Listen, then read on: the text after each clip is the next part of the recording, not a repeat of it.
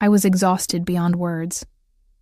The kind of bone-deep fatigue that makes your limbs feel like they're filled with wet sand, your eyelids like they're weighted with coins. 3 connecting flights in 2 days will do that to you. The fluorescent airport lights had left an imprint behind my eyes, and the recycled air had dried my skin to a papery texture that no amount of overpriced airport water could fix. The boarding call for my final flight home was a relief. First aboard, at least. The one small luxury I'd allowed myself after receiving my first real paycheck from the art gallery, where I'd finally landed a job after months of rejection. 1 first-class ticket, just this once. Final boarding call for Flight 1422 to Boston, the gate attendant called, her voice carrying the practiced neutrality of someone who had repeated the same phrases thousands of times. I clutched my ticket, adjusted my worn messenger bag, and approached the gate. The attendant's eyes flickered over my casual attire, jeans with a small paint stain on the thigh, a wrinkled blouse I'd hastily changed into in an airport bathroom, and scuffed boots that had seen better days. Her smile tightened almost imperceptibly, but she scanned my ticket without comment. "Enjoy your flight, Miss Carter." The jetway stretched before me like a portal to salvation. Just a few more hours and I'd be home, able to collapse into my own bed in my tiny apartment. The thought was almost enough to bring tears to my eyes. As I stepped onto the plane, the flight attendant's greeting was warm. "Welcome aboard. 3A is on your left, just past the galley." The first-class cabin was a different world. The lighting was softer, the air somehow fresher. Only 6 rows, 2 seats on each side of the aisle. Most were already occupied by men in expensive suits, or women with perfect blowouts and designer luggage. I felt painfully out of place as I searched for my seat, 3A. Window seat. I found it, and almost sobbed with relief when I saw it was empty. I stowed my bag in the overhead compartment, my arms protesting the motion, and practically fell into the wide leather seat. It enveloped me like a cloud, and I closed my eyes, allowing myself to sink into its embrace. The sounds of boarding continued around me. The rustle of coats, the quiet murmurs of conversation, the occasional laugh. I kept my eyes closed, trying to disappear into the seat, to become invisible. Just a few more minutes and I could sleep. A subtle shift in the air around me made my eyes flutter open. A scent cut through the bland airplane smell. Expensive cologne with notes of cedar and something darker, earthier.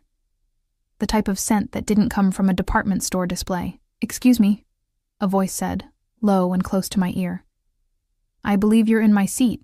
I turned, ready to explain that there must be some mistake, but the words died in my throat. Standing in the aisle was a man who seemed to absorb all the light and attention in the cabin without trying.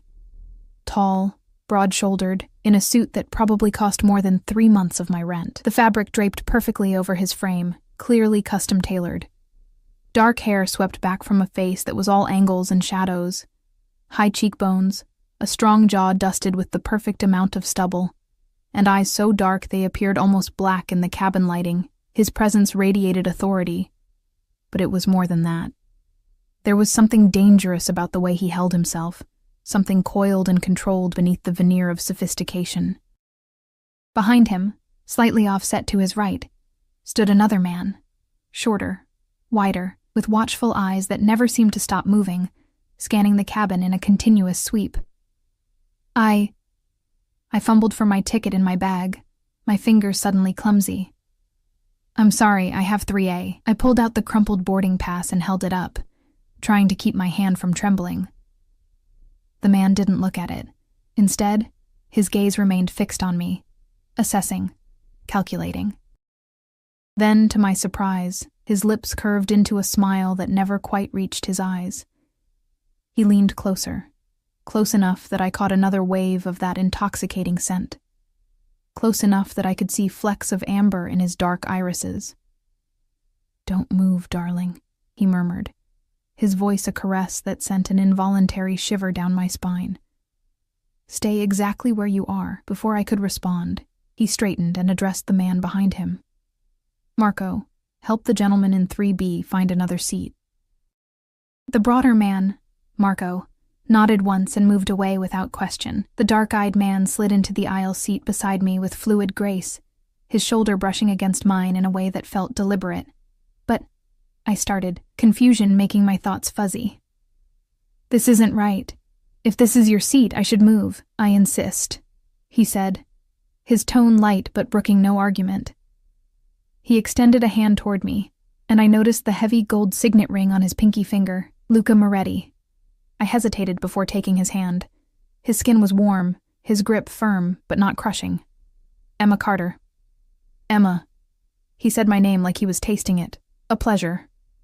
Marco returned, giving a small nod to Luca. It's taken care of. Luca didn't acknowledge the information. His attention still focused entirely on me. First time in first class, Emma? The question made my cheeks heat with embarrassment. Was it that obvious? Is it that obvious? His smile widened fractionally. You look at everything with appreciation. The regulars take it all for granted. A flight attendant appeared at his side, leaning down slightly. Mr. Moretti, can I get you anything before takeoff? Scotch, neat. And whatever the lady desires. The attendant turned to me with a professional smile. And for you, miss. Just water, please, I said, my throat suddenly dry. When she left, Luca turned those intense eyes back to me. Where are you returning from, Emma Carter? Something about the way he said my full name made it sound like he was memorizing it. San Francisco. I was there for work. I didn't know why I was sharing even that small detail with him. And what kind of work takes you to San Francisco? I shifted in my seat, uncomfortable with his interest, but unable to be rude. I work for an art gallery in Boston. I was meeting with a new artist we're featuring next month. Something flickered in his eyes. Interest, perhaps. Art. How fascinating. What kind? Contemporary, mostly. The artist I met with works with reclaimed materials, creating beauty from what others have discarded. I stopped myself, feeling foolish for rambling. Beauty from discarded things. He repeated thoughtfully. There's wisdom in that. The flight attendant returned with our drinks. Luca took his without looking at her, his eyes never leaving my face. I clutched my water bottle, wishing it were something stronger. The plane began to push back from the gate, and the safety demonstration started. I turned to watch, grateful for the distraction, but I could feel Luca's gaze on me, intense and unrelenting. You're not watching, I said without turning. I've heard it many times before, he replied, his voice closer to my ear than I expected. And there are more interesting things to observe.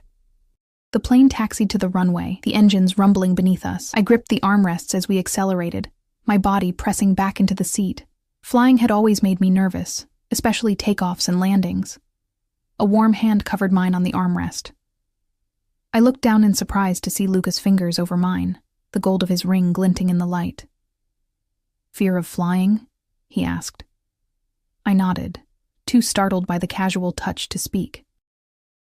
Focus on something else, he suggested, his thumb moving in a small, soothing circle over my knuckles. Tell me about your favorite artist. The question was so unexpected that it actually worked, pulling my mind away from the terrifying physics of getting a metal tube airborne. Caravaggio, I said without thinking. His use of light and shadow, the way he captured raw human emotion. I continued talking about Caravaggio's dramatic lighting and controversial life as the plane climbed into the sky, only realizing as we leveled off that Luca's hand was still covering mine, and that I'd been babbling about art history to a complete stranger who probably couldn't care less. I pulled my hand away, embarrassed. Sorry, I get carried away sometimes. Don't apologize, he said. Passion is rare. Most people sleepwalk through life, never caring deeply about anything. There was something hypnotic about his voice, about the intensity of his focus. It made me feel simultaneously exposed and seen in a way that was both uncomfortable and thrilling. The flight attendant appeared again. We'll be serving dinner shortly, Mr. Moretti. Would you and your companion care to see the wine list? Luca accepted the menu with a nod, scanning it briefly before ordering a bottle of red wine I'd never heard of. When the attendant left, I turned to him. I'm not your companion, I said quietly, and I don't think I should drink. I'm tired enough already. His lips curved. Of course you're not. And one glass won't hurt. It will help you relax. The way he said it made it sound reasonable, almost like a prescription from a doctor rather than a suggestion from a stranger. The dinner service began, and despite my protests, Luca insisted on pouring me a glass of the wine, which was rich and complex, and probably cost more than I made in a day. The food was better than any airline meal I'd ever had, though I could barely taste it with Luca sitting so close, his presence dominating my awareness. "So, Emma Carter from Boston," he said as we finished eating. "Tell me about your life." "There's not much to tell," I replied, uncomfortable with his persistent interest. "I work at the gallery. I have a small apartment in Cambridge, and a cat named Vincent." "After Van Gogh?" I nodded, surprised he'd made the connection. "And family?" "My parents are in Connecticut. Dad's a high school English teacher. Mom works in a library. I have a younger brother in college." I stopped, realizing I was sharing personal details with a complete stranger. "What about you?" "What do you do, Mr. Moretti?" Something dark and amused flickered across his face. "Luca, please, I'm in imports and exports. Various business interests." The vagueness of his answer was striking, especially compared to the specific questions he'd asked me. Before I could ponder it further, turbulence hit, causing the plane to drop suddenly. I gasped, my hand automatically reaching out and grabbing his arm. Instead of pulling away, he placed his hand over mine again, his touch steady and warm. "It's just air pockets, Emma. Nothing to fear." The way he said my name made it sound intimate, as if he'd known me for years rather than hours. I withdrew my hand as soon as the turbulence passed, wrapping my arms around myself. "You should try to sleep," he suggested, pressing a button that made his seat recline into an almost flat position. "We still have 4 hours before Boston." The idea was tempting. My eyelids were heavy, and the wine had created a pleasant warmth in my veins. I reclined my own seat and turned toward the window, watching the darkness outside, stars visible above the clouds. I must have dozed off because when I next opened my eyes, the cabin was dimmed, and most passengers appeared to be sleeping. I shifted, disoriented, and found myself leaning against something warm and solid. With a jolt, I realized I had slumped against Luca's shoulder in my sleep. I straightened quickly, mortified. "I'm sorry," I whispered. In the dim light, his expression was unreadable, but I thought I detected amusement. I didn't mind. "How long was I asleep?" "About 2 hours. You talk in your sleep, did you know?" Horror flooded through me. "What did I say?" His lips quirked. "Nothing coherent. Just murmurs." He paused. "You seemed distressed at one point." "Bad dreams," I admitted. "I get them when I'm overtired." He studied me for a moment. "What troubles you, Emma Carter?" The question was too personal, too perceptive. "Nothing. Just stress from work, probably." He didn't believe me. I could tell from the way his eyes narrowed slightly, but he didn't press. "We'll be landing in about an hour and a half," he said instead. "You should drink some water." As if summoned by his words, a flight attendant appeared with a bottle of water, placing it on my tray table with a deferential nod toward Luca. I thanked her, increasingly curious about who this man was that the entire flight crew seemed to know him by name and anticipate his needs. I took a sip of water, trying to clear the fog of sleep from my brain. "Do you fly this route often?" "I divide my time between several cities. Boston is important to my business interests." Again, that vague reference to his work. I wanted to ask more, but sensed it would be unwelcome. Instead, I said, "Thank you for letting me keep the seat. I'm sure yours was perfectly fine, too." His smile was enigmatic. I had my reasons. The plane began its descent into Boston, the change in pressure making my ears pop. Outside the window, the city lights appeared, scattered like fallen stars against the darkness. I'd always loved this view, the moment when a place transitions from abstract concept back to concrete reality. "Beautiful, isn't it?" Luca's voice was close to my ear again. I nodded, not turning from the window. "I always think it looks like constellations." "Most people see chaos," he mused. "You see patterns and beauty." Something about his observation made me turn to look at him. In the dim cabin, with the glow from the window illuminating half his face, he looked almost predatory, sharp features cast in shadow and light, like a Caravaggio painting come to life. "I should get my things ready," I said, suddenly needing distance from his intensity. He made no move to stand, effectively trapping me in my window seat. There's time. The plane continued its descent, the city growing closer, more defined. When we touched down with a jolt, I let out a breath I hadn't realized I'd been holding. Luca's hand briefly covered mine again, a fleeting pressure that was gone before I could react. As the plane taxied to the gate, passengers began stirring, gathering belongings, turning on phones. Luca remained perfectly still beside me, unhurried, as if the world operated on his schedule, rather than the other way around. "Do you have someone meeting you?" he asked, as the seatbelt sign dinged off. "No, I'll take a cab." The thought of navigating the airport, finding transportation, and finally reaching my apartment suddenly seemed exhausting. Luca watched me, his dark eyes missing nothing. "You're tired." It wasn't a question, but I nodded anyway. "I have a car waiting," he said, his tone casual, but brooking no argument. "I'll take you home." Alarm bells rang faintly in my head. "That's not necessary. I don't want to inconvenience you." "It's not an inconvenience. It's on my way."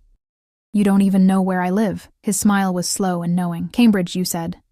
"Near the gallery, I assume." The fact that he remembered that small detail was both flattering and unsettling. Still, the thought of a comfortable car instead of waiting in line for a cab was tempting. Before I could respond, Marco appeared in the aisle beside our row, standing with quiet vigilance. He hadn't been seated near us during the flight, and I wondered where he'd been. "Everything is ready, sir," Marco said, his eyes scanning the cabin in that same continuous sweep. Luca nodded and finally stood, buttoning his suit jacket with an elegant flick of his wrist. He stepped into the aisle but turned back to offer me his hand. "Shall we?" I hesitated only a moment before taking it, allowing him to help me up. His grip was warm and strong, steadying me as I swayed slightly from exhaustion. The flight attendants all bid goodbye to Luca by name as we exited, their smiles a touch more genuine than their professional masks. Marco walked ahead of us, creating a path through the jetway with his broad shoulders and watchful presence. "Why does everyone know you?" I asked as we entered the terminal. Luca's hand settled lightly on the small of my back, guiding me through the sparse midnight crowd. "I told you. I fly frequently."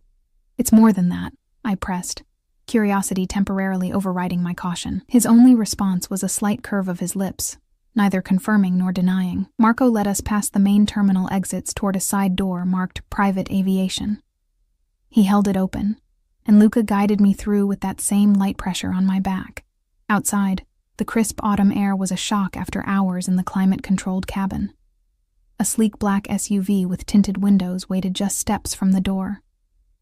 Another broad-shouldered man in a dark suit stood beside it, opening the rear door as we approached. Marco took up position on the opposite side of the vehicle, his eyes continuously scanning our surroundings. The normalcy of the situation, accepting a ride from a stranger, was rapidly dissolving. This was not someone who simply flew frequently. This was someone with private access, security personnel, and a car waiting at the exact exit point. I stopped. "I think I should just take a cab after all." Luca turned to me, his expression unreadable in the dim light of the private aviation parking area. "Are you afraid of me, Emma?" The question hung between us, loaded with something I couldn't quite name. "I don't know you," I said simply. "Yet you slept on my shoulder for 2 hours." His voice held a trace of amusement. "I assure you, if I intended you harm, I've had ample opportunity." It was a strange reassurance, one that highlighted the power imbalance rather than diminished it. "It's very late," he continued, his tone gentling. "The cab line will be long with multiple flights arriving. You're exhausted. Let me take you home safely. Then, if you wish never to see me again, that will be your choice." The way he phrased it, "if you wish never to see me again," implied he was already considering a future interaction. The thought should have alarmed me more than it did. "All right," I conceded, too tired to argue further. "Thank you." His smile was brief but genuine as he guided me to the waiting car. The interior was luxurious, butter-soft leather seats, subtle lighting, and that same cedar and spice scent that I now associated with Luca. Marco got into the front passenger seat while the other man took the driver's position. Luca settled beside me in the back, close enough that I could feel the heat radiating from his body, but not so close as to touch. "Where in Cambridge?" he asked, as the car pulled away from the terminal. I gave my address, a small apartment on a side street near Central Square, suddenly self-conscious about my modest living situation. The contrast between this man's obvious wealth and my struggling artist's lifestyle couldn't have been more stark. The car moved smoothly through the late-night traffic, the drive from Logan Airport to Cambridge taking less than 20 minutes at this hour. I stared out the window, watching familiar landmarks appear. The bridge over the Charles River, the distinctive silhouette of MIT, the eclectic shops of Mass Ave now darkened for the night. "You're quiet," Luca observed, breaking the silence. "Just tired," I replied, though it was only partly true. My mind was racing, trying to make sense of this strange encounter, of this man who had appeared in my life with the sudden force of a summer storm. "Tell me about your gallery," he said, seeming genuinely interested. "What drew you to art?" The question was innocent enough, and talking about art was familiar territory. I found myself relaxing slightly as I explained my lifelong passion for visual storytelling, my art history degree, and my recent promotion to assistant curator. "It doesn't pay much," I admitted, "but I love discovering new artists, helping them find an audience." "Money isn't everything," he said, though his surroundings, the luxury car, the designer suit, the security detail, suggested he had plenty of it. Passion, as I said earlier, is rare. To find work that ignites it is rarer still. "And your work?" I asked, trying once again to penetrate the vague description he'd given on the plane. "Does it ignite your passion?" Something darkened in his expression. "It serves its purpose." "Which is?" His smile was tight. "Security, stability, control." Before I could probe further, the car slowed, turning onto my street. I felt a strange pang of disappointment that our time was ending, followed immediately by confusion at my own reaction. This man was a stranger, one who set off warning bells despite his surface charm. The car stopped in front of my building. A converted brownstone split into several apartments. It looked shabby in the glow of the streetlights, the small front garden overgrown, the paint on the door chipped. "This is me," I said unnecessarily. Marco was already out of the car, opening my door and scanning the quiet street with those ever-watchful eyes. Luca slid across the seat, following me out rather than remaining in the car as I'd expected. "I'll walk you to your door," he said, his tone making it clear this wasn't a request. Too tired to argue, I led the way up the short path to the front entrance, fishing my keys from my bag. Luca stayed a half step behind me, his presence like a shadow I could feel rather than see. Marco remained by the car, his stance alert despite the deserted street. At the door, I turned to face Luca, unsure of the proper protocol for saying goodbye to a strange man who had insisted on taking the wrong seat, bought me wine, let me sleep on his shoulder, and then driven me home in his private car with security detail. "Thank you for the ride," I said, clutching my keys, "and for letting me keep the seat on the plane." He studied me for a long moment, his dark eyes reflecting the glow of the nearby streetlight. "It was my pleasure, Emma Carter." The way he said my name still sent an involuntary shiver down my spine. There was an intensity to his focus that made me feel like the only person in the world when it was directed at me. "Well, good night then," I said, turning to unlock the door. "Emma." His voice stopped me. "I'd like to see you again." I looked back at him, surprised by the directness of the statement. "Why?" The question seemed to amuse him. "Because you interest me. You see beauty in discarded things. You talk in your sleep. You know Caravaggio well enough to lecture on his use of chiaroscuro, and you took the wrong seat in first class without realizing it belonged to me." "That hardly seems like enough to warrant another meeting," I said, trying to ignore the flutter in my stomach at his words. "Perhaps not," he conceded. "But I rarely find myself intrigued, and when I do, I prefer to explore the feeling." He reached into his jacket and produced a business card, offering it to me. "My number, if you decide you'd like to continue our conversation." The card was heavy, expensive stock, with just his name and a phone number embossed in simple black type. No company name, no title, no email address. "And if I don't call?" I asked, taking the card despite my misgivings. "Then that's your choice," as I said. His lips curved. "But I think you will." His confidence should have annoyed me. Instead, it created a warmth low in my belly that I refused to examine too closely. "Good night, Mr. Moretti," I said, deliberately formal. "Luca," he corrected. "Good night, Emma. Sleep well." He waited as I unlocked the door and stepped inside, his dark eyes watching until I closed it between us. I leaned against the door, heart pounding inexplicably, the weight of his business card heavy in my hand. Upstairs in my small apartment, Vincent greeted me with indignant meows, weaving between my legs as I dropped my bag and collapsed onto my sofa. The elderly neighbor who had been feeding him in my absence had left a note on the coffee table, reporting that he had been a perfect gentleman except for knocking over a plant. I rubbed Vincent's ears absently, my mind still full of dark eyes and that cedar spice scent. The business card sat on my coffee table, the embossed letters catching the light as Vincent batted at it curiously. "Stop that," I told him, rescuing the card. I should throw it away. Nothing good could come from continuing any association with a man like Luca Moretti, a man with security guards and private airport access, a man whose business was so vague it might as well have been invisible. Instead, I placed the card in my wallet, telling myself it was just to keep Vincent from destroying it, not because I intended to use it.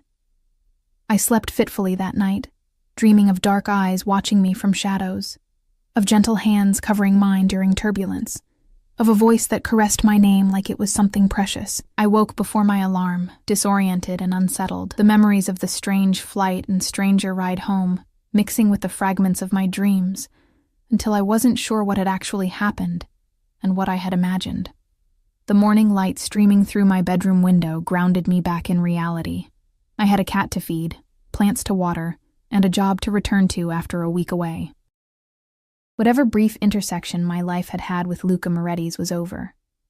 A strange interlude that would soon fade into anecdote, the time I accidentally took a Mafia boss's seat in first class.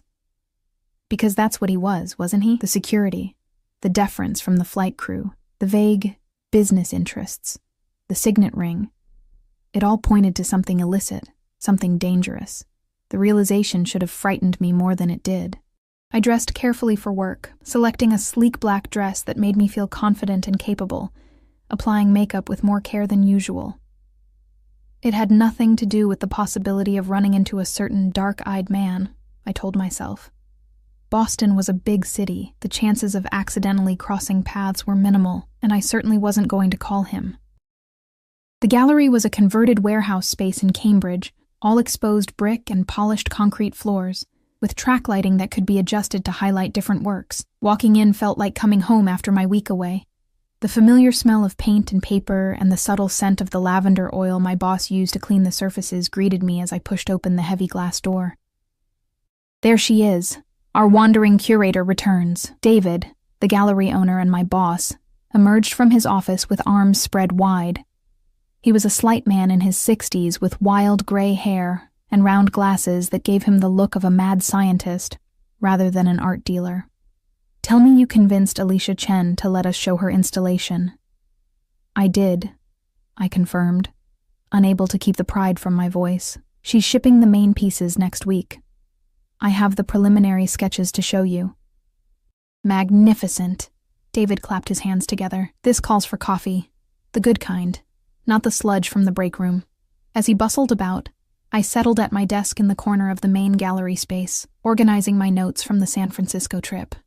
The morning passed in a blur of emails, phone calls, and excited planning for the upcoming exhibition. It wasn't until lunchtime, when David insisted I take a break and get some real food, not that sad sandwich you packed, that I found myself walking to a nearby cafe, my mind drifting back to the events of the previous night. The business card seemed to burn in my wallet, a temptation I was determined to resist. The cafe was crowded with the lunch rush, students from the nearby university mixed with professionals from the surrounding offices. I waited in line, scanning the menu board and trying to ignore the strange sensation that had settled between my shoulder blades. The feeling of being watched. I turned slowly, my eyes sweeping across the cafe. Nothing seemed out of place, just the usual lunch crowd, everyone absorbed in their own conversations or phones, and yet, the sensation persisted, that prickling awareness that someone's gaze was fixed on me. As I reached the front of the line, I ordered a salad and iced tea, still glancing around uneasily. The barista handed me a number for my table, and I found a small empty spot near the window, sliding into the chair with my back to the wall, a position that gave me a view of the entire space. My phone buzzed in my purse. I pulled it out, expecting a text from David about work, but the number was unfamiliar. With a frown, I opened the message. The salmon salad is better than the chicken. And their iced tea is too sweet. Ask for it unsweetened. My heart stuttered in my chest. I looked up sharply, scanning the cafe again, more carefully this time. How did he know where I was? How did he have my number? As if in answer to my unspoken questions, another text appeared. I'm not watching you, if that's what you're wondering. Marco mentioned seeing you enter the cafe. Your number was on the gallery website. The explanation should have calmed me. Instead, it raised more questions. Why was Marco near my workplace? Why would Luca Moretti, a man who clearly had better things to do, take the time to look up my work information and text me about lunch recommendations? My salad arrived. Chicken, not salmon. And I stared at it. Appetite suddenly diminished. After a moment's hesitation, I typed a response. Is Marco following me? The reply came immediately, not at my instruction. He was securing a location for a business meeting nearby. Coincidence. I wasn't sure I believed in coincidences, especially not when they involved men who traveled with security details. Before I could decide how to respond, another text arrived. Have dinner with me tonight. It wasn't a question. The presumption should have annoyed me, and part of me wanted to refuse on principle. But another part, a part I wasn't proud of, thrilled at the invitation, at the idea of seeing those dark eyes again. I have plans tonight, I lied, giving myself time to think. Tomorrow then. Again, not a question. I took a bite of my salad, chewing slowly as I considered my response. The chicken was indeed a bit dry, and the tea too sweet. I pushed both aside. Why? I finally replied, echoing my question from the night before. The response took longer this time, as if he was carefully considering his words, because I find myself thinking about you, and I prefer to address distractions directly. The bluntness of his admission was startling. I was a distraction to be addressed. It wasn't romantic or flattering, yet there was something refreshingly honest about it. And wasn't I distracted too? Hadn't his face, his voice, haunted my dreams? Fine. Tomorrow. I wrote back before I could change my mind. But I choose the place. Cafe Nero on Newbury Street. 7 p.m. I selected a public location, a busy cafe where we would be surrounded by people, safer than whatever exclusive restaurant he might have suggested. I'll see you there, Emma Carter. Even in text, the way he used my full name sent a shiver through me. I finished my lunch quickly, unsettled by the exchange, and eager to return to the gallery where the familiar surroundings might ground me. As I walked back, I scanned the street, wondering if Marco was nearby, if those watchful eyes might be tracking my movements even now. The afternoon dragged, my mind unable to focus fully on work. David noticed my distraction, but attributed it to jet lag, suggesting I leave early to rest. I declined, needing the routine and normalcy to counter the strangeness that had entered my life. By the time I left the gallery, dusk was settling over Cambridge. The streetlights flickering on one by one, the walk to my apartment was short. Just 10 minutes along familiar streets, lined with trees beginning to shed their autumn leaves. Usually I enjoyed this walk, using it to decompress and transition from work to home. Tonight, I found myself glancing over my shoulder, hyper-aware of every shadow, every passing car with tinted windows. Vincent greeted me at the door with his usual mix of indignation and affection, winding between my ankles as I moved through my small apartment, checking that everything was as I'd left it. Nothing was out of place, yet I couldn't shake the feeling that something fundamental had shifted in my world. I fed Vincent, then stood staring into my nearly empty refrigerator, the prospect of cooking too exhausting to contemplate. Instead, I ordered delivery, then ran a bath, hoping the hot water might wash away the day's tension. As I soaked in the lavender-scented water, I tried to make sense of my own actions. Why had I agreed to meet Luca again? The sensible part of my brain screamed that he was dangerous, that nothing good could come from associating with a man who was almost certainly involved in criminal activities. Yet another part, a part driven by curiosity, by the undeniable attraction I felt, couldn't resist the pull of him. One dinner, I told myself, one conversation in a public place. Then I would satisfy my curiosity and move on with my normal life. The next day at the gallery passed in a blur of preparations for Alicia Chen's exhibition. Crates needed to be scheduled for delivery, wall space measured and marked, lighting planned. The work kept my mind occupied, preventing it from dwelling too much on the evening ahead. As closing time approached, David waved me out the door. "Go home, get some rest. You still look tired." What I looked, though I didn't say it, was nervous. I'd changed outfits 3 times that morning, finally settling on a deep blue wrap dress that was modest enough for work, but nicer than my usual attire. I'd applied makeup with more care than usual, telling myself it was because I had meetings with potential donors, not because I was seeing Luca that evening. At home, I refreshed my makeup and changed into heeled boots that made me feel more confident, more equal to whatever the evening might bring. Vincent watched from the bed, his yellow eyes unblinking. "Don't look at me like that," I told him. "It's just dinner." He flicked his tail in what seemed like judgment. The trip to Newberry Street took longer than expected, the subway crowded with evening commuters. By the time I emerged at the Copley station, I was running a few minutes late. I hurried down the upscale shopping street, past boutiques and galleries now closed for the evening, their displays illuminated in the growing darkness. Café Nero was busy, as I'd hoped it would be, filled with the after-work crowd sipping wine and sharing appetizers. I scanned the space, half expecting Luca to be late, to make me wait as a power play. Instead, I spotted him immediately. He sat at a corner table, positioned with his back to the wall and a clear view of both the entrance and the entire café, the same position I'd chosen in the café near my work. Unlike the other patrons in casual after-work attire, he wore another impeccable suit, this one a deep charcoal that made his olive skin glow in contrast. He wasn't looking at his phone or a menu. He was simply watching the door, waiting. When his eyes found me, something shifted in his expression. A slight softening around the mouth, a focus that seemed to exclude everything else in the room. I made my way to his table, weaving through the crowded space.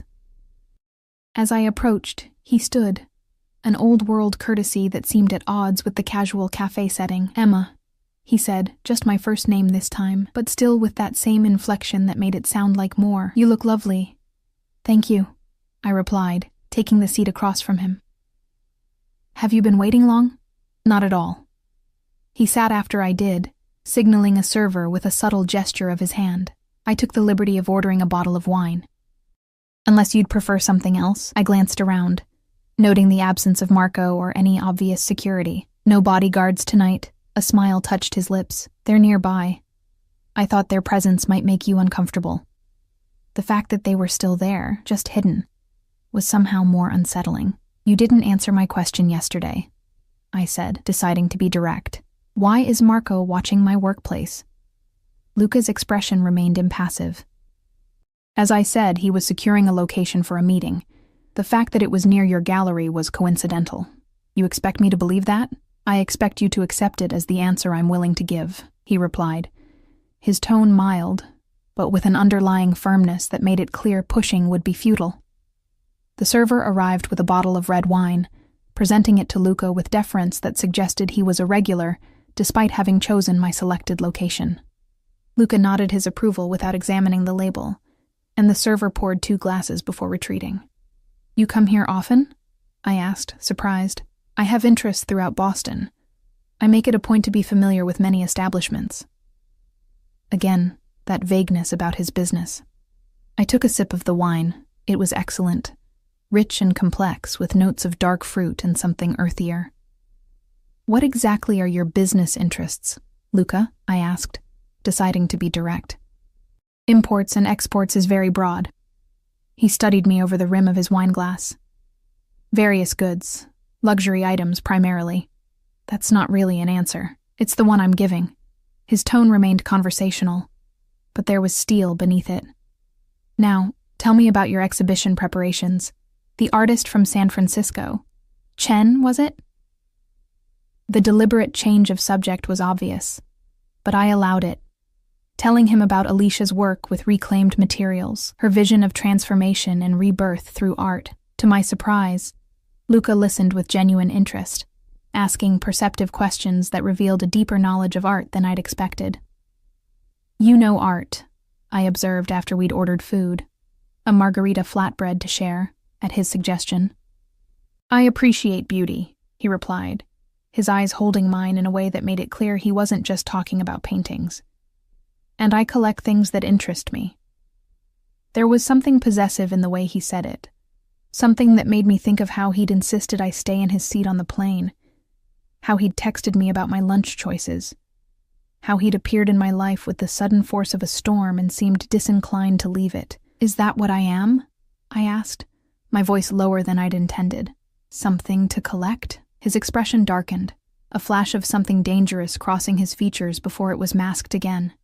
"You're not a thing, Emma. You're a puzzle, one I'm still trying to solve." "I'm really not that complicated," I said, uncomfortable with his scrutiny, "just a regular person living a regular life." "Yet you see beauty where others see trash," he countered. "You speak of art with passion that transforms your entire being. There's nothing regular about that." The flatbread arrived, steam rising from the fresh mozzarella. Luca waited for me to take the first piece, his manners impeccable despite the casual setting. "Why art?" he asked as we ate. "What drew you to it?" The question was personal but innocent enough. I found myself telling him about my childhood visits to museums with my librarian mother, about the first time I saw a Monet up close and felt like I was falling into it, about the summer internship at a small gallery that had set me on my current path. "My parents wanted me to pursue something more practical," I admitted, "but I couldn't imagine doing anything else." "Parents often confuse practicality with happiness," Luca said, something in his tone suggesting personal experience. "They forget that a gilded cage is still a cage." "Is that what happened to you?" I asked, sensing an opening. "Did your parents push you into Eurus business?" His smile was thin. In a manner of speaking, family expectations can be binding. It was the most personal thing he'd revealed, a glimpse behind the careful facade. I wanted to press further, but the sudden tightness around his eyes warned against it. Instead, I asked, "Do you have siblings?" "A younger sister," he replied after a moment's hesitation. "In Italy." "Do you see her often?" "Not as often as I'd like." A genuine softness entered his expression when he spoke of her. "She's studying literature at the University of Bologna, far from the family business, by her choice and my insistence." The statement confirmed what I'd begun to suspect, that whatever Luca's business interests entailed, they weren't something he wanted his beloved sister involved in. The revelation made him more human, more complex than the dangerous, powerful figure I'd first encountered. "Tell me about your brother," Luca said, deftly turning the conversation away from himself. "You mentioned he's in college?" "Yes, at Yale. He's studying engineering, the practical one in the family." I smiled fondly, thinking of my younger brother with his logical mind and kind heart. "He's brilliant, really. Always has been. You're proud of him." It wasn't a question, but I nodded anyway. "Very. He works so hard." "Family is important," Luca said, his voice taking on a different quality, deeper, more resonant, the only true loyalty in this world. There was something almost religious in the way he said it, like a fundamental truth he lived by. It made me wonder about his family beyond the sister he'd mentioned, about the parents who had shaped him into the man sitting across from me. "What about your parents?" I asked, pushing gently at the boundaries he'd established. "Are they still in Italy?" His expression closed slightly. "My father passed several years ago. My mother lives in our family home outside Naples." "I'm sorry about your father," I said sincerely. Luca inclined his head in acknowledgement, but offered nothing more. Instead, he refilled our wine glasses with the practiced ease of someone accustomed to fine dining. "And your artwork? You must create as well as curate." The change of subject was obvious, but I allowed it, recognizing the line he'd drawn. "I paint, but not seriously. Just for myself." "What do you paint?" "Mostly urban landscapes, the places where nature reclaims abandoned spaces. ivy growing over crumbling brick, trees pushing through concrete. I shrugged, suddenly self-conscious. Nothing gallery-worthy. I'd like to see them sometime, he said, his tone making it clear this wasn't mere politeness. The idea of Luca Moretti in my small apartment, examining my amateur paintings, was both thrilling and terrifying. They're really not that good. Let me judge that for myself, he replied, a command softened only slightly by his smile. Our conversation flowed more easily after that, touching on books we'd read, places we'd traveled. Luca was well-read and well-traveled, with insightful observations about everything from Renaissance architecture to contemporary literature. He spoke of Florence with such intimate knowledge that I could almost see the sunlight on the Arno through his descriptions. "You should visit," he said when I expressed my desire to see Italy someday. "The galleries in Florence would appreciate your perspective." "It's on my someday list," I replied, thinking of my modest savings account that barely covered emergencies, let alone European travel. "When I can afford it." Something flickered in his eyes, not pity, but a sort of calculation. "Perhaps sooner than you think."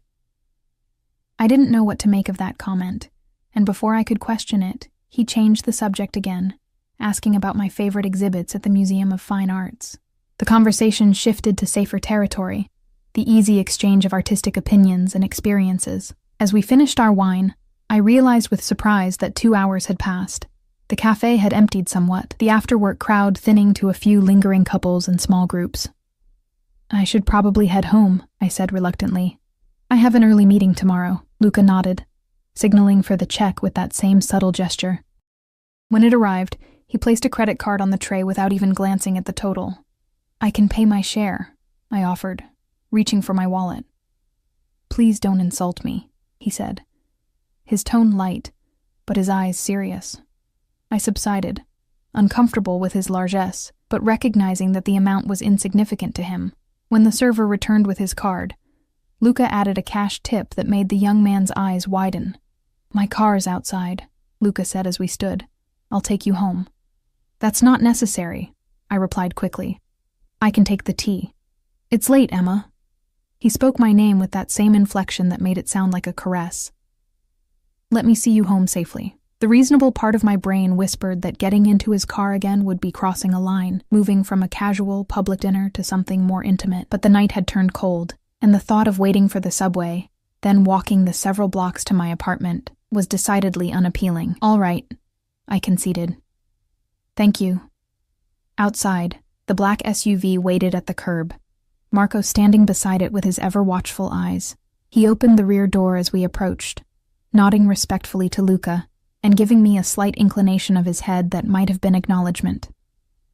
The interior was as I remembered, luxurious leather, subtle lighting, and that cedar spice scent that I now associated inextricably with Luca. As we pulled away from the curb, I noticed a glass partition separating us from Marco and the driver, creating a cocoon of privacy in the back seat.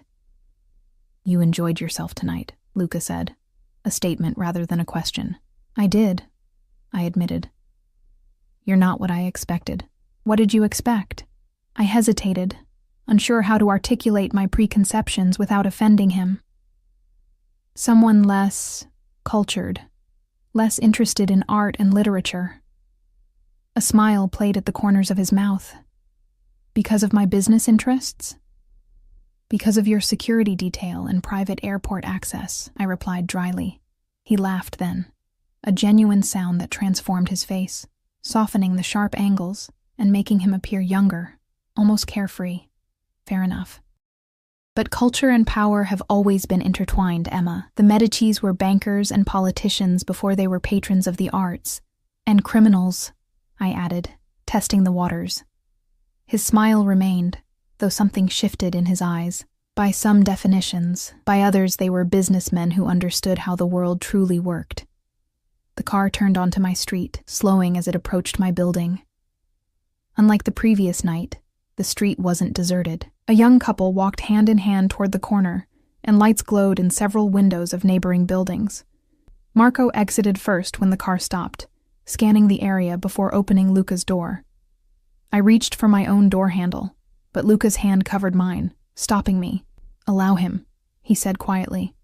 "It's his job." Marco rounded the car and opened my door, standing back to give me space but remaining alert, his eyes continuously moving. I stepped out, adjusting to the sudden chill after the warmth of the car. Luca emerged behind me, buttoning his suit jacket with that same elegant flick of his wrist. "I'll walk you to your door." Like the night before, I led the way up the short path, acutely aware of his presence behind me. At my door I turned, keys in hand, suddenly uncertain of the proper protocol for ending the evening. "Thank you for dinner," I said, falling back on basic politeness. "And the ride." Luca studied me in the soft glow of the porch light, his dark eyes intent. "I'd like to see you again, Emma." Despite having anticipated this, my heart still skipped at his words. "I'm busy with exhibition preparations for the next few weeks," I hedged. Not quite a refusal. "The weekend after next," he said, as if I hadn't spoken. "I have a charity event at the MFA. I'd like you to accompany me. The Museum of Fine Arts, my favorite place in Boston, a setting where I'd feel comfortable despite the formal nature of a charity event." It was a thoughtful choice, one that showed he'd paid attention to our conversation. "I don't have anything to wear to something like that," I said, the practical concern overriding my hesitation. "That can be arranged," he replied dismissively. "I can't accept expensive gifts from you," I said firmly. "I hardly know you." Something like approval flickered in his eyes. "Then we have time to remedy that before the event. Dinner again, this weekend?" His persistence should have been annoying. Instead, I found it oddly flattering that this powerful, cultured man seemed so determined to spend time with me. "Saturday?" I suggested. "I have gallery events Friday night." "Saturday," he agreed with a slight nod. "I'll pick you up at 7. It wasn't a question, but I found I didn't mind his assumption. "All right." He moved closer then, slowly enough that I could have stepped back if I wanted to. I remained still, my breath catching as he leaned in. His lips brushed my cheek, the contact brief, but sending electricity racing across my skin. "Good night, Emma Carter," he murmured, his breath warm against my ear.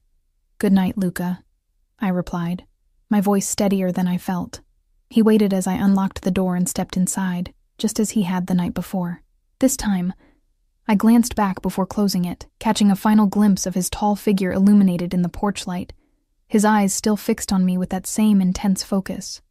Inside my apartment, I leaned against the door, heart racing inexplicably. Vincent appeared, winding around my ankles with his usual demanding affection, grounding me back in my normal reality. "What am I doing?" I asked him as I scooped him up, burying my face in his soft fur. He purred in response, unconcerned with my existential crisis. The next few days passed in a blur of gallery work, the preparations for Alicia Chen's exhibition consuming most of my waking hours. The first shipment of her pieces arrived, and I lost myself in the meticulous process of unpacking, cataloging, and arranging them in the space. David watched with approval as the exhibition took shape, the reclaimed materials transformed into stunning sculptures that seemed to capture movement in static form. "You have a good eye, Emma," he said, as we stepped back to evaluate a particularly complex piece. "This is going to be our most successful show of the year." His praise warmed me, momentarily pushing thoughts of Luca Moretti to the back of my mind. This was my world, these carefully curated spaces where art could transform and transport. It was solid, tangible, unlike the strange new territory I was exploring with Luca. But in quiet moments, on the subway ride home, in the stillness of my apartment at night, Luca would drift back into my thoughts. The brush of his lips against my cheek, the intensity of his gaze, the contradictions of a man who employed security guards but could speak passionately about Caravaggio, who seemed dangerous, but treated me with unfailing courtesy. By Saturday, I was a bundle of nerves, changing outfits 3 times before settling on a simple black dress that was the nicest thing I owned. I told myself it was just another dinner, that I was simply curious about this enigmatic man, that I could walk away at any time. But when the sleek black SUV pulled up outside my building exactly at 7, and Marco opened the door to reveal Luca waiting inside, I knew I was already in deeper than I'd intended. The surge of pleasure I felt at seeing him again couldn't be explained away by mere curiosity. "You look beautiful," he said as I slid into the seat beside him, his eyes moving over me with appreciation that made my skin warm. "Thank you," I replied, taking in his appearance. Another perfectly tailored suit, this one a deep blue that brought out the warmth in his olive skin. "Where are we going? I thought you might enjoy something different tonight," he said, a hint of mystery in his tone. A little surprise. "I'm not particularly fond of surprises," I admitted, a flutter of unease in my stomach. Luca's lips curved slightly. "Trust me, Emma." Those 3 simple words hung between us, loaded with meaning beyond this moment, this car ride. Did I trust him? Could I? Should I? The car moved through the Boston streets, heading away from the city center. I watched familiar landmarks disappear, replaced by areas I rarely visited, until finally we turned onto a narrow road leading to the harbor. Lights reflected off the dark water, boats bobbing gently at their moorings. "The harbor?" I asked, curious despite my apprehension. "Patience," Luca replied, that enigmatic smile still playing at his lips. The SUV stopped at a private dock where a sleek yacht waited, illuminated against the night sky. It wasn't the massive, ostentatious vessel I might have expected, but rather an elegant, mid-sized craft with clean lines and subtle luxury. Marco opened my door, and Luca guided me toward the gangplank with a light touch at the small of my back. A crew member stood at attention, nodding respectfully as we approached. "Mr. Moretti, everything is prepared as requested." "Thank you, Anthony," Luca replied, his hand never leaving my back as we boarded. The yacht's interior was stunning: polished wood, cream leather seating, and subtle lighting that created an atmosphere of intimate luxury. Through large windows, the Boston skyline glittered across the harbor, the city transformed into a constellation of lights. "This is unexpected," I said, taking it all in. "You said you like urban landscapes," Luca replied, guiding me toward the bow. "I thought you might appreciate a different perspective of Boston." The thoughtfulness of the gesture caught me off guard. He'd listened not just to my words, but to what lay beneath them, my artist's eye, my appreciation for seeing familiar things from new angles. On the forward deck, a table had been set for dinner, complete with candles protected from the gentle breeze by crystal holders. A bottle of wine was already breathing, 2 glasses waiting. "You've thought of everything," I murmured as he held out a chair for me. "I try to," he said, taking the seat across from me. With a subtle gesture to a waiting crew member, he set the evening in motion. The yacht slipped away from the dock so smoothly I barely felt the movement, gliding into the harbor as a server appeared with the first course, a delicate seafood appetizer that melted on my tongue. Luca poured the wine himself, a rich red that complemented the food perfectly. "Tell me what you see," he said, nodding toward the city skyline as we drifted past. I followed his gaze, taking in the tapestry of lights, the historic buildings nestled among modern skyscrapers, the bridges spanning the dark water. "Layers of history," I replied thoughtfully, each generation building on the last, sometimes preserving, sometimes replacing, light and shadow defining the shapes, just like in a painting. Luca watched me as I spoke, that intense focus making me feel both seen and exposed. "You have an artist's soul, Emma Carter." The dinner progressed through several exquisite courses, each more delicious than the last. We talked easily, about art and travel, about books and films, carefully avoiding the subjects of family and business. The yacht circled the harbor, offering changing views of the city from every angle, the crew appearing and disappearing with perfect timing, never intruding on our conversation. It was the most romantic evening of my life, and the most surreal, dining on a private yacht with a man who was still largely a mystery to me, a man whose business I suspected was criminal, but whose manner was unfailingly courteous, whose taste was impeccable, and whose interest in me was as flattering as it was inexplicable. As dessert was cleared away, a delicate chocolate creation that paired perfectly with the after-dinner port Luca had selected, he rose and offered me his hand. "Walk with me?" I took his hand, allowing him to lead me to the stern of the yacht where a small, more private deck offered a view of the wake stretching behind us, a silvery path on the dark water. The night air had grown cooler, and I shivered slightly in my sleeveless dress. Without comment, Luca removed his suit jacket and draped it over my shoulders. It was warm from his body, enveloping me in his scent, that now familiar cedar and spice that made my pulse quicken. "Cold?" he asked, standing close enough that I could feel the heat radiating from him. "Not anymore," I replied, pulling his jacket tighter around me. "Thank you for tonight. It's been magical. I'm glad you've enjoyed it." His voice was lower, more intimate in the privacy of the stern deck. "I've wanted to show you this side of Boston since you mentioned your paintings." Again, that attentiveness to what I'd shared, that desire to connect with my interests. It was a seduction more effective than any grand gesture could have been. "Luca," I said, gathering my courage, "what is this? Between us?" He turned to face me fully, his dark eyes reflecting the lights from the shoreline. "What do you want it to be, Emma?" "I don't know," I admitted. "You're not someone I would normally—" I broke off, unsure how to continue without offending him. "Someone you would normally, date? Trust? Desire?" His voice remained gentle, but there was an edge to it now. "Because of my business? Because of what I suspect about your business," I clarified. "You've never actually told me what you do." He was silent for a long moment, his eyes never leaving mine.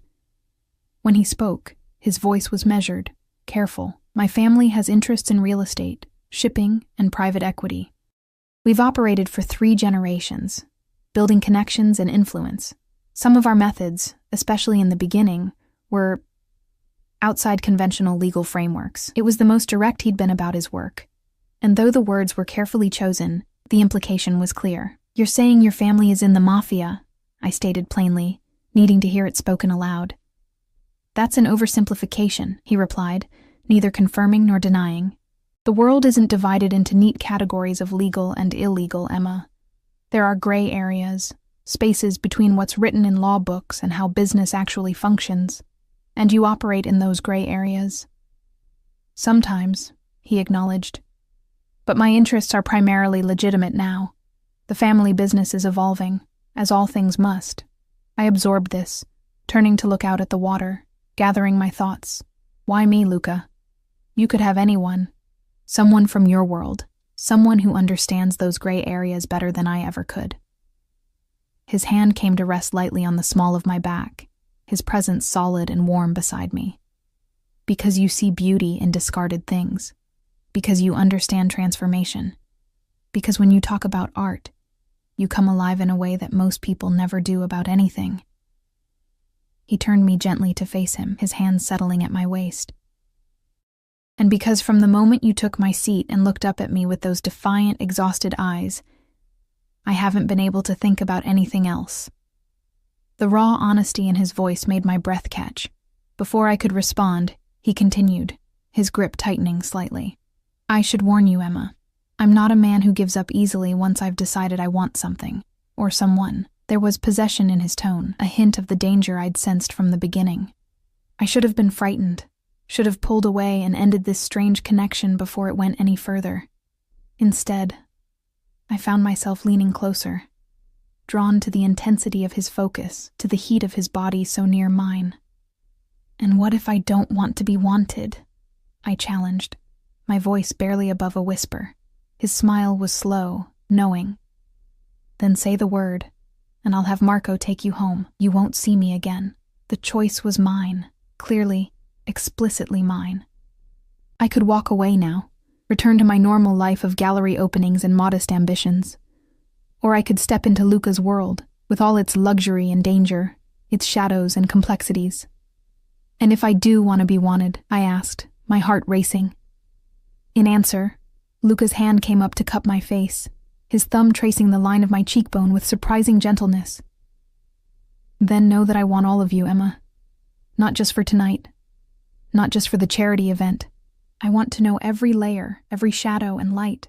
I don't share what's mine, and I protect what I care about. With everything I have." The possessiveness of his words should have alarmed me. Instead, they sent heat spiraling through my body. There was something intoxicating about being wanted so completely by a man like Luca Moretti. A man who could have anything, or anyone, he desired. "I'm not yours," I said, needing to establish that boundary even as I leaned into his touch. "Not yet," he agreed, his eyes darkening. "But I'm a patient man, Emma Carter. And I think we both know where this is leading." When his lips finally met mine, it was with a restraint that surprised me, a gentleness that belied the intensity in his eyes. His hand slid from my face to the back of my neck, cradling my head as the kiss deepened, becoming something hungry and demanding.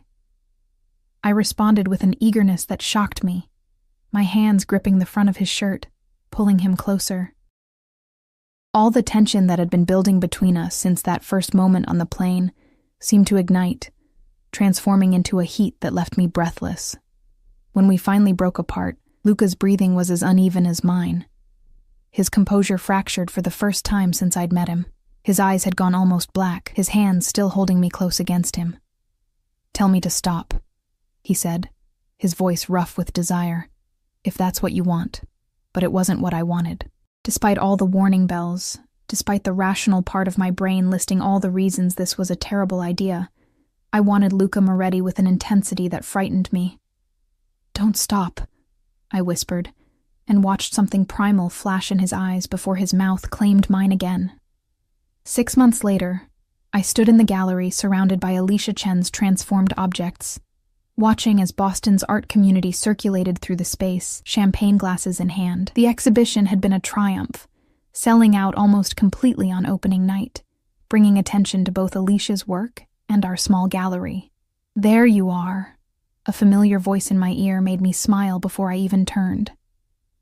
Luca stood behind me, impeccable as always in a tailored suit, his dark eyes warm as they met mine. "The curator of the hour." "Hardly," I demurred, though pride swelled in my chest at the exhibition's success. "It's Alicia's night, and you made it possible." He handed me a glass of champagne, his fingers brushing mine in that deliberate way he had of maintaining contact. "David tells me 3 major galleries have approached him about collaboration since this show opened." I sipped the champagne, savoring the moment. He's worked so hard for this recognition. "As have you." Luca's hand settled at the small of my back, a possessive gesture I'd grown accustomed to over the months we'd been together. "Are you ready to go? The reservation is for 9. We were celebrating not just the exhibition's success, but my recent promotion to full curator, with an increased salary that, while still modest by Luca's standards, represented a significant step in my career. He'd insisted on dinner at Boston's most exclusive restaurant, brushing aside my protests about the expense. As we made our way through the gallery, saying our goodbyes, I caught David watching us with a mixture of curiosity and concern. He'd never quite approved of my relationship with Luca, sensing something dangerous beneath the polished exterior that most people saw.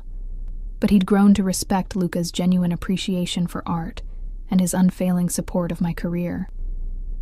Outside, the familiar black SUV waited at the curb. Marco, now a fixture in my life, opened the door with a slight nod that passed for warmth from him. I'd learned that his watchfulness was not just professional duty, but genuine loyalty to Luca, earned through years of shared history I was only beginning to understand. As the car pulled away from the gallery, Luca took my hand, his thumb tracing the delicate gold bracelet he'd given me on our 3-month anniversary. Simple, but elegant, like all his gifts, chosen with careful attention to my taste, rather than as displays of his wealth. "I'm proud of you," he said, his voice low and sincere. "David is lucky to have you." "I'm the lucky one," I replied, thinking of how my life had transformed since that fateful flight when I'd taken the wrong seat. The gallery took a chance on me when I had nothing but an art history degree and enthusiasm. Luca's smile was indulgent. "You've always had much more than that, Emma. Vision, passion, determination." I recognized it from the beginning. I leaned against him, comfortable now in the luxury of his world while still maintaining my own. It hadn't been an easy balance to find. His possessiveness sometimes chafed against my independence, and the shadowy aspects of his business remained a subject we approached cautiously. But we had found our way to a relationship built on mutual respect as well as desire. Luca never interfered with my work, never tried to help my career through his connections. And I never asked about certain meetings, certain phone calls that he took in private, certain business associates who looked more like Marco than like art collectors. The car stopped at the restaurant, where we were immediately shown to a private room with views of the Boston Common. A bottle of champagne was already waiting in an ice bucket, and as the maitre d' poured 2 glasses, I noticed a small velvet box beside my place setting. My heart stuttered in my chest as I looked from the box to Luca, who was watching me with an intensity that hadn't dimmed since our first meeting. "Luca," I began. But he shook his head slightly, silencing me. "Open it first," he said, his voice steady but with an undercurrent of something I rarely heard from him, uncertainty. With slightly trembling fingers, I picked up the box and opened it. Inside was not the engagement ring I had half expected, but a key. A simple, ordinary key on a delicate silver chain. "What is this?" I asked, confused. Luca's expression softened as he took the key from the box, holding it up between us. "This is the key to a studio space in the North End. Top floor, northern exposure, excellent natural light. It's yours, to paint in, to create in, no strings attached." I stared at him, speechless. He knew I'd been struggling to find time and space for my own art, squeezed into the corner of my small apartment when I could manage it. A dedicated studio was a dream I'd mentioned once, offhandedly, months ago. "I can't accept this," I said automatically, though my fingers itched to take the key to claim the space he was offering. "You can," he countered. "Consider it an investment in your artistic future. The space is leased for 2 years, paid in full. What you create there is entirely yours, whether you sell it, show it, or keep it private." The careful way he phrased it, emphasizing my autonomy, my ownership of whatever I created, revealed how well he'd come to know me, to understand my fierce independence alongside my creative ambitions. "Thank you," I whispered, overcome by the thoughtfulness of the gift. He placed the key and chain in my palm, closing my fingers over it. "I want to see what you'll create when you have the space to truly work. Your urban landscapes, your transformations. I want to see the world through your eyes, Emma." As I looked into Luca Moretti's dark eyes, I realized how far we'd come from that first night on the plane. He was still dangerous, still powerful, still operating in those gray areas he'd spoken of. But he was also the man who listened when I talked about art, who respected my work, who understood my need for both security and freedom. And I was still the woman who had taken the wrong seat in first class. But I was also someone who had found her voice, her confidence, and her path, both professionally and personally. "I love you," I said, the words still new enough between us to carry weight. His smile was slow and genuine, warming his eyes in a way few people ever saw. "And I love you, Emma Carter, never doubt that." As he leaned across the table to kiss me, I knew our story was just beginning. There would be challenges ahead. His world and mine still existed in different orbits, intersecting but distinct. There would be compromises, arguments, moments of doubt.